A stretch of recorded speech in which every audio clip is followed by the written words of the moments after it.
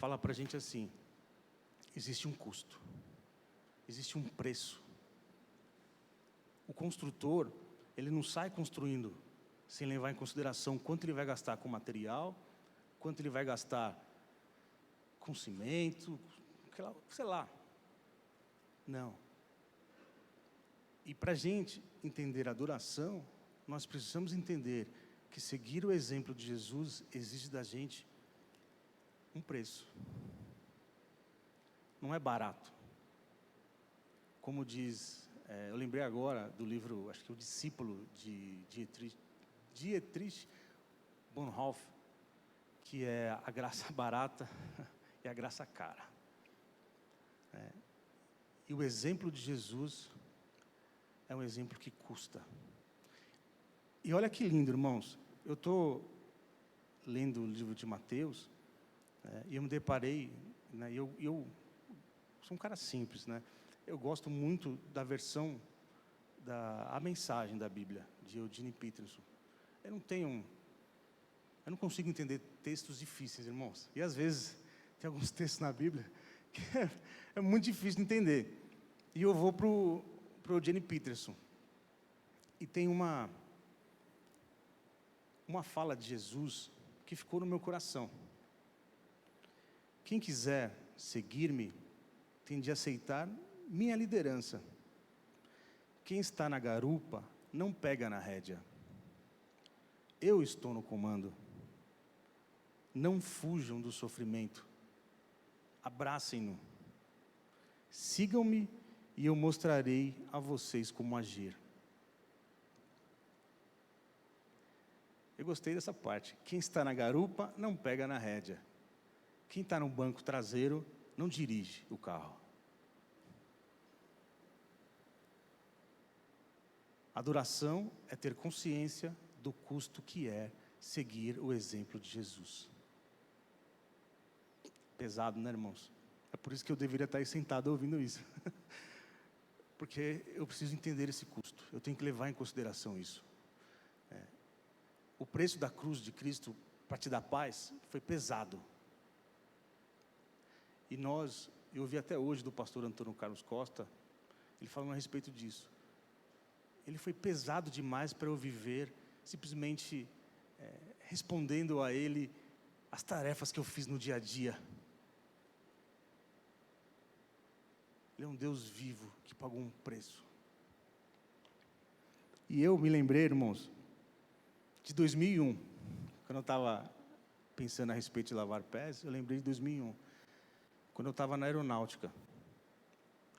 Eu já fui um soldado, irmãos. E já fui magro. Eu fazia exercícios. Eu conseguia fazer acho que uns 500 polichinelos, sem parar. Umas 50 flexões. Hoje eu consigo levantar uns 50 garfos, irmãos. Se você quiser me chamar para comer um churrasco, eu vou. Mas ir para a academia, melhor não. E eu me lembrei que na fase que eu fiquei lá, em 2001, tinha um cabo, Sem brincadeira, irmãos. Eu me lembro dele triste. Porque ele era aquele cabo. Já viram essa expressão, peito de pomba? Andava assim, ó. Já viram isso? A pessoa que te olha assim, ó. Irmãos, ele era um cabo. Na hierarquia da aeronáutica, você tem o cabo, assim, que tem poder, porque o soldado não manda nada. Então a primeira hierarquia que manda na aeronáutica é o cabo. Depois você tem ali o sargento, depois você tem um suboficial, você tem um cadete, aqueles que foram para a AFA, você tem o aspirante, aqueles que se formaram na AFA, você tem o tenente, você tem o capitão, você tem o major, você tem o tenente-coronel, você tem o coronel, você tem o brigadeiro do ar, você tem o marechal do ar. E o peito de pomba era um cabo. Só que ele mandava nos soldados, irmãos. Então, quando ele chegava, era até triste. Ei, soldado, cadê minha continência? Peito estufado aqui, ó. Você tem que me respeitar. Eu sou mais velho que você. Porque no mundo militar existe a antiguidade. O mais velho sempre tem a palavra final. O mais antigo, como se diz na gíria, né? Do militar. Aí eu me lembrei, irmãos, que eu sou que nem esse cara. Eu não posso ter um pouquinho de poder, que eu já estufo o peito. Vê se essa frase não é comum. Você pensa que está falando com quem, Adilson? Com quem está falando, Shaquille O'Neal? Eu sou o líder do louvor, meu. Me respeita aqui. A verdade é que, no fundo, nós queremos ser protagonistas. No fundo, nós somos narcisistas. Narcisista, aquele que vem de Narciso, da mitologia grega, daquele que olhava na água, só via o reflexo dele mesmo. E às vezes, está bebendo água comigo um monte de gente, mas eu só tenho olhos para o meu reflexo. E eu lembrei de Jesus. Olha que interessante. Deus, rei. E me lembrei daqueles filmes de reis e rainhas, que o rei é justo. Que quando ele sai no palácio, ele olha para todos da mesma forma. Ele olha para todos do mesmo jeito. Não tem olhar altivo, não tem peito de pomba. Aí eu enxerguei que Jesus, o Deus, que Ele sim poderia estufar o peito, Ele ensina a gente a se curvar diante do irmão. Aí Jesus fala para mim: Renato, sai desse peito de pomba, você é o cabo, você não manda em nada, mano. E se curva diante do seu irmão. Aí eu lembrei de Jesus, leão de Judá, aquele que ruge, e quando ele ruge, estremece.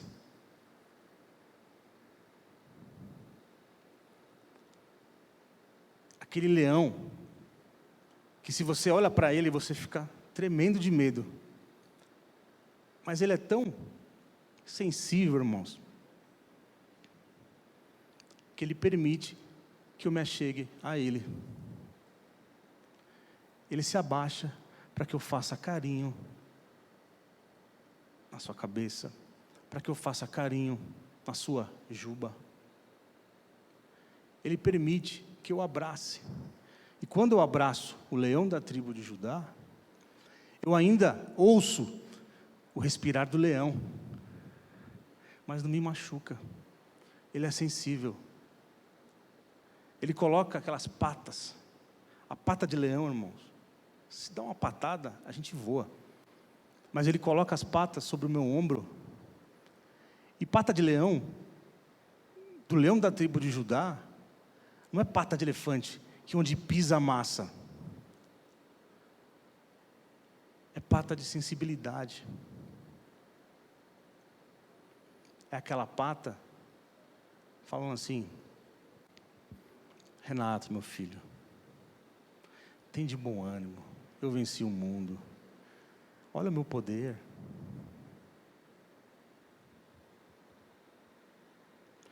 Aí eu me lembrei de uma frase do Abraham Lincoln, que ele fala: quer conhecer alguém? Dê-lhe poder.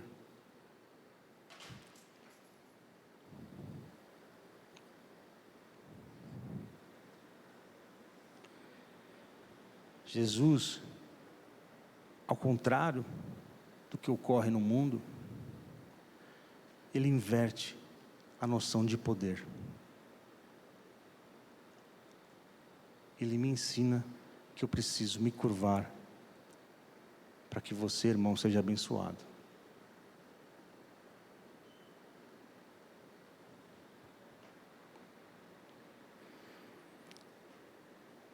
Uma outra fala de Jesus, irmãos, Vocês já devem ter notado como o poder sobe a cabeça dos governantes deste mundo, que logo se tornam tiranos, opressores.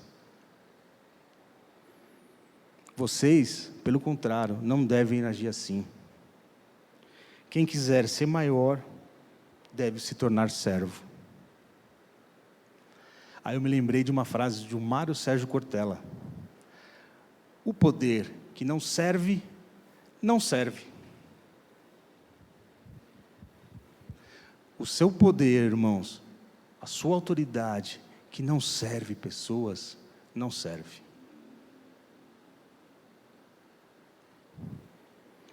Quem quiser ser maior, deve se tornar servo. Mas, Renato, o que significa lavar pés? Vamos ler, irmãos, rapidamente João 13, a partir do versículo 4.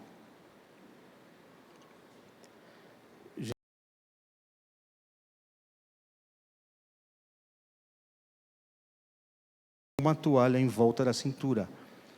Depois disso, derramou água numa bacia, começou a lavar os pés dos seus discípulos, enxugando-os com a toalha que estava em sua cintura. Chegou-se a Simão Pedro, que lhe disse: Senhor, faz lavar os meus pés? Respondeu Jesus: Você não compreende agora o que estou lhe fazendo. Mais tarde, porém, entenderá. Disse Pedro: Não, nunca lavará os meus pés. Jesus respondeu: Se eu não os lavar, você não terá parte comigo. Respondeu Simão Pedro: Então, Senhor, não apenas os meus pés, mas também as minhas mãos e a minha cabeça. Respondeu Jesus: Quem já se banhou precisa apenas lavar os pés. Todo o seu corpo está limpo. Vocês estão limpos, mas nem todos. Pois ele sabia quem iria traí-lo, e por isso disse que nem todos estavam limpos. Quando terminou de lavar-lhes os pés, Jesus tornou a vestir sua capa e voltou ao seu lugar. Então lhes perguntou: Vocês entendem o que lhes fiz? Vocês me chamam mestre, Senhor, e com razão, pois eu sou. Pois bem, se eu, sendo Senhor e mestre de vocês, lavei-lhes os pés, vocês também devem lavar os pés uns dos outros. Eu lhes dei o exemplo, para que vocês façam como lhes fiz.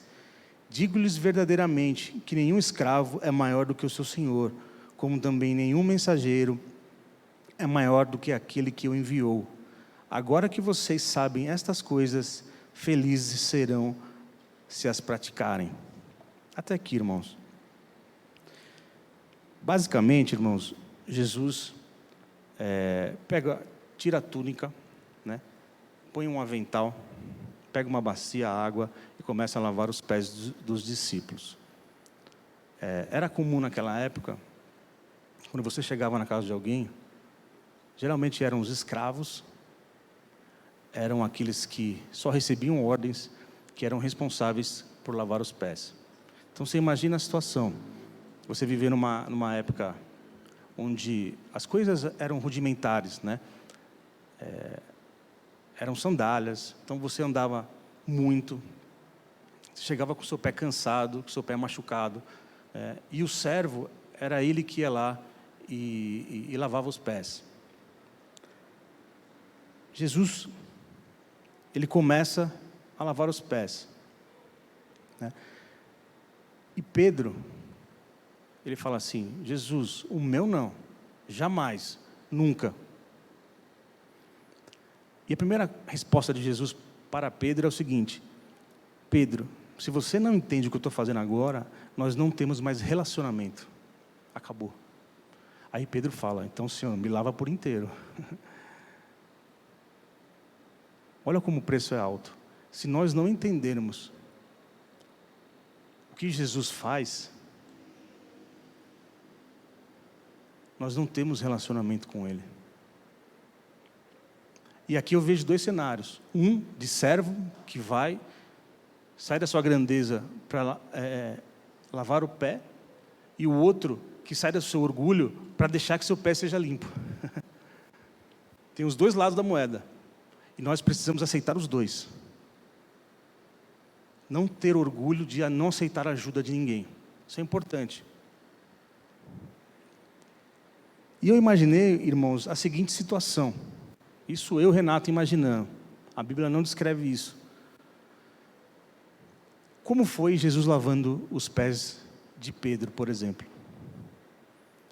Eu não acredito que Jesus pegou os pés de Pedro e esfregava.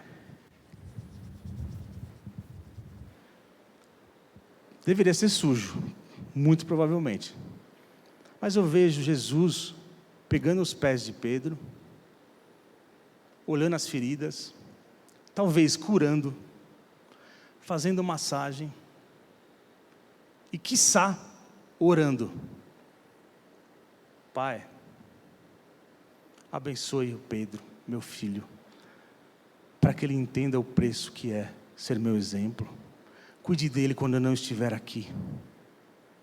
E ali, lavando, massageando. E eu penso hoje, o que seria, irmãos, lavar pés? Será que é simplesmente eu trazer uma bacia, colocar aqui, vem cá, Leite, deixa eu lavar seus pés, aí eu enxugo, fazemos a encenação, aí eu levo embora para a casa dele, eu vou embora para a minha. E Deus colocou uma coisa no meu coração, que é assim, lavar pés é quando eu cuido do teu coração.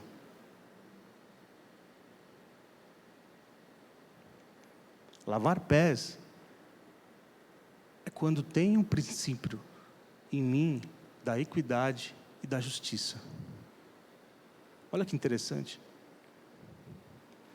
E o mais interessante é que diante de uma tarefa de um servo, Jesus traz humanidade.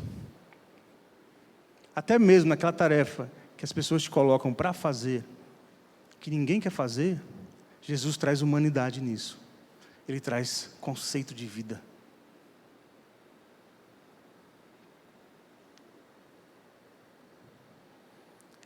E quando eu tenho dentro de mim o princípio da equidade e da justiça, rapidamente, irmãos, justiça, todos nós seremos alimentados. Eu vou trazer aqui comida para todo mundo, equidade, primeiro aqueles que precisam mais. Equidade, eu preciso dar mais para o Adilson, porque ele está mais debilitado. Eu, Renato, não preciso tanto, porque eu já estou forte. E lavar pés é quando eu tenho esse cuidado com o teu coração. E o pastor Ed Renekiewicz, ele falou uma frase que ficou no meu coração, que geralmente nós nos relacionamos com aqueles que nos servem. E Jesus inverte isso. Ele fala, se relacione servindo.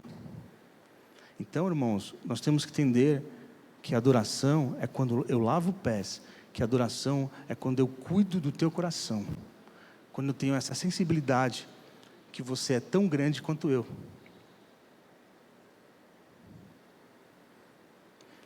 Mas cuidado, irmãos. Coração, ele é sensível. Coração, nós temos que manipular com cuidado. Eu não posso ser bruto. Lembra da pata do leão? Jesus põe a pata de leão da tribo de Judá sobre o meu ombro, mas não me fere. Então eu tenho que cuidar do coração do meu irmão com cuidado. E jamais, irmãos, jamais ouse manipular o coração do próximo. Cuidar não é manipular. Jesus não lava pés para te manipular. Ele não manipulou os discípulos. Inclusive, ele lavou os pés daquele que o traiu. E Judas foi trair Jesus com os pés limpos. Olha que interessante isso. Cuide do coração do teu próximo, inclusive daquele que você sabe que vai passar a perna em você. Coloque ele no mesmo nível que você.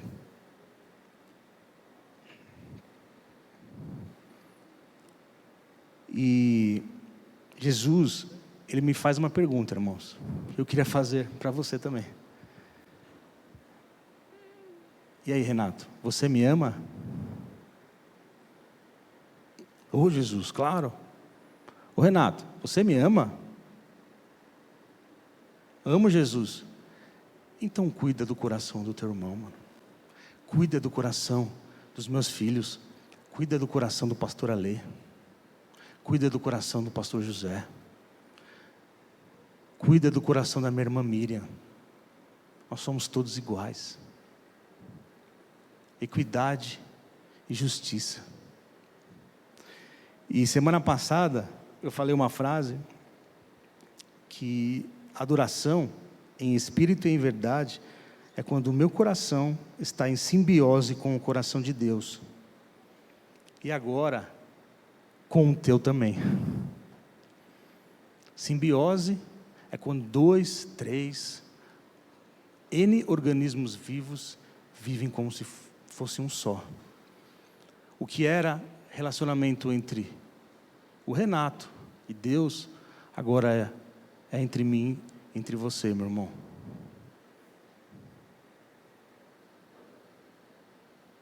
Adoração é quando o meu coração está em simbiose com o coração de Deus, que está em simbiose com o teu coração. E nós somos iguais. Porque é um Deus que tira o meu peito de pomba, que olha para cima e me ensina que eu tenho que me curvar para cuidar do teu coração. E eu lembrei da frase da Gabriela Mistral, que ela fala assim, ó: procurei a Deus e não o encontrei. Procurei meu próximo e nos encontramos os três. É quando entra aqui nessa igreja um morador de rua que não tem nada a me oferecer e através de mim ele encontra Deus. Aí Deus começa a transformá-lo. Aí Deus transforma a vida dele e transforma a sua vida. Aí nós somos uma comunidade viva.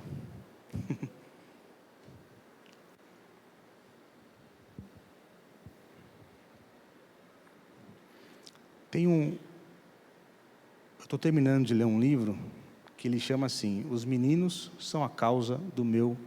Não, os meninos são a cura do machismo, da Nana Queiroz. E tem um relato de um homem lá que ele fala assim, ó: após o fim de um casamento lindo de 12 anos, eu me vi sozinho, sem preparo emocional, sem teto, e meu trabalho autônomo e a ladeira abaixo, com dívidas e muitas dúvidas.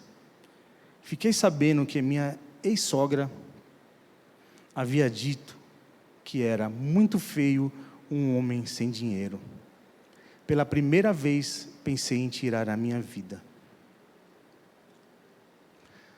Um adorador, ele está de ouvidos abertos e prestando atenção nas pessoas. No seu trabalho, cuide de corações. Cuide do coração das mulheres. Cuide do coração dos adolescentes. Cuide do coração dos homens. Cuide do coração das crianças. Cuide de corações. E para terminar, irmãos, deu já 9 horas, eu lembrei da história de Rubem Alves, como a Morangos. Às vezes a Júlia, né, ela fala assim: tio, a vida não é só morangos. A vida é difícil, tio. Eu falei, eu penso, se para uma menina de 15 anos a vida está difícil, imagina quando ela chegar nos 42, 41 ainda, 42 só em junho. Você imagina isso? Aí eu falo para ela assim: Júlia, então coma morangos. E o texto do Rubem Alves, eu não lembro exatamente a narração do texto, mas depois você procura e você lê. É basicamente um homem que está andando numa floresta, ele tropeça, ele cai, ele se segura num pedaço de galho, num abismo. Aí está lá ele segurando num abismo, um pedacinho de galho. Ele olha para cima, não consegue chegar, está alto. Ele olha para baixo, vê o abismo. Ele olha para frente, ele vê o morango, suculento, gostoso. Ele vai e come o morango. Eu contei até isso para o pessoal do louvor no final do ano passado. A vida é assim, irmãos. Nós estamos, às vezes, sem saída. E Jesus me ensina que a adoração é quando eu levo morangos para você. É quando eu sirvo morangos diante das dificuldades que você está passando. Cuidar do coração, mas cuide do corpo também. Se o meu irmão precisa de alimento, alimente. Se o meu irmão precisa de dinheiro, tire do bolso e dê. Sem que o outro bolso saiba. A regra do jogo não é protagonismo próprio. A regra do jogo não é narciso. A regra do jogo é silêncio.